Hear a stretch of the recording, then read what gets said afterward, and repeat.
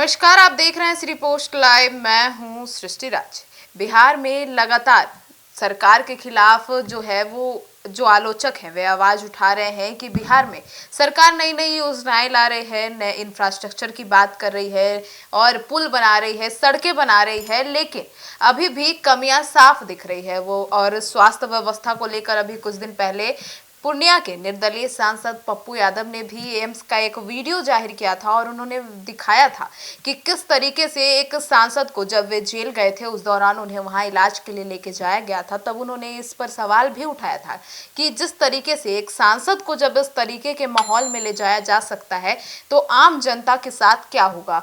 और इसी को लेकर अब आज एक वीडियो सामने आया है जो कि नेहा सिंह राठौर के ट्विटर अकाउंट एक्स पर किया गया है और वे एक वीडियो साझा करती हैं वाटर टंकी की और वो लीक कर रही है। तो वे लिखती हैं उस पर, वो वीडियो डालकर वे लिखती हैं कि जब नया बना संसद भवन लीक हो सकता है तो पानी की टंकी क्यों विसात है। अब भ्रष्टाचार की शायद ही कोई विधा बची है जिसमें इस सरकार ने नए क्रांतिमान नहीं बनाए होंगे।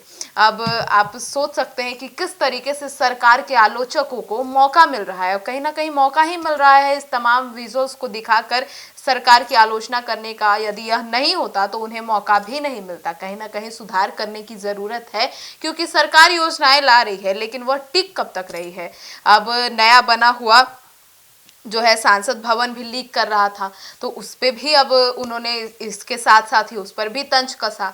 और फिर अब पप्पू यादव एम्स की स्वास्थ्य व्यवस्था को लेकर भी बात कर रहे थे, वहाँ रूम की स्थिति, बाथरूम की स्थिति और जिस तरीके से वहाँ इतने सारे कीड़े मकोड़े, स्वास्थ्य व्यवस्था को कम से कम ढंग तरीके से रखना चाहिए। और जो नेहा सिंह के राठौर के साथ साथ और भी कई ऐसे हैं जो कि सरकार जैसे पप्पू यादव लगातार सरकार के खिलाफ मुखर होकर कहते नजर आते हैं, आवाज उठाते नजर आते हैं। अब वे कहते हैं कि जनता की आवाज बनकर वे उभर रहे हैं। अब ऐसे में और भी सवाल उठते हैं। इन तमाम विजुअल्स में यह तो दिखता है कि सरकार को सुधार की जरूरत है। अब आज घटना घटित होने के बाद, इस तमाम वीडियो सामने आने के बाद अब जो है वो पूर्णिया के सांसद पप्पू यादव जो है वो एक और वीडियो साझा करते हैं, एक और पोस्ट करते हैं और उस पोस्ट में वे बताते हैं और आज हुए घटना के बारे में बताते हैं कि कुर्सेला में कई 100 दुकान जलकर राख हो गए, एक भी अग्निशमन वाहन वहां नहीं पहुंची। कुर्सेला की बात करते हैं पप्पू यादव और कहते हैं कि वहां इतने सारे दुकान थे, जलकर राख हो गई।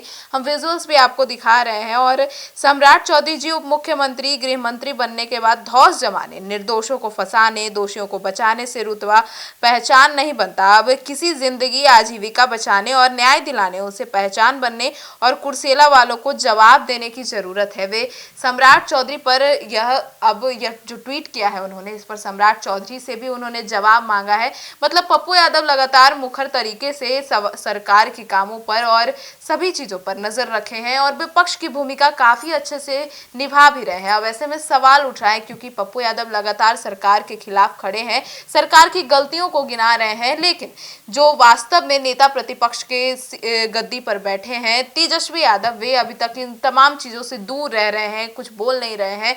उनकी मतलब एक तरीके से निष्क्रिय हो गए हैं और पप्पू यादव काफी बेबाक तरीके से अब सरकार के खिलाफ बोल रहे हैं। अब ऐसे में जनता के बीच भी सवाल उठ रहा है, लेकिन पहले इन तमाम चीजों को लेकर भी सरकार को सोचने की जरूरत है और मौका दिया जा रहा है, तभी विपक्ष के द्वारा अब सवाल उठाए जा रहे हैं। अब इस पर सरकार को ध्यान देने की जरूरत है।